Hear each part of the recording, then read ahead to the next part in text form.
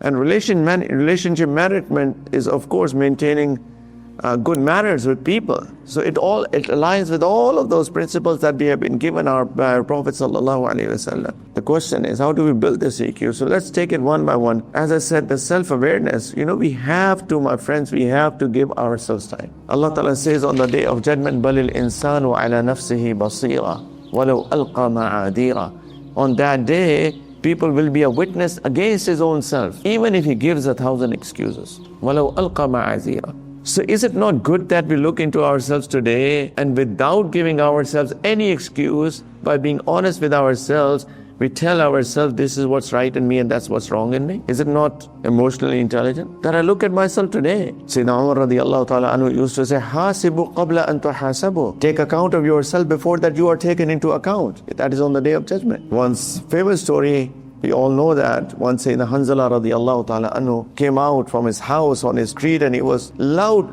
and an out loud voice was saying, "Nafaqa Hanzala, Nafaqa Hanzala. Hanzala has become munafiq." Sayyidina Abu Bakr Siddiq radiallahu ta'ala anhu heard that. He said, "What are you saying, Hanzala?" Because munafiq, being a hypocrite, means a big thing, isn't it? He's saying, "I have become a munafiq." So he said, "Why are you saying that?" He said, "I have two faces. That's what nifaq is. I'm a double-faced person."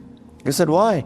He said, "When I'm in the company of the Prophet ﷺ, my iman is so high as if I'm seeing paradise and the hellfire with my own eyes. But when I go back home, I'm with my wife, with my children, I forget all of that. So I become a munafiq." So Sayyidina Abu Bakr said, "I'm in the same state. So let's go to the Prophet and tell him." They both went to the Prophet, said the same thing. So Prophet ﷺ said, "It is very normal and natural. If it was the same state in with your families, what you have with me, then angels would have come and shaken hands with you in your beds, on your roads. But times change, feelings change, so that's not a problem." But the point is that they were always contemplating on their state. That's why Sayyidina Hanzala got to know that his state is changing.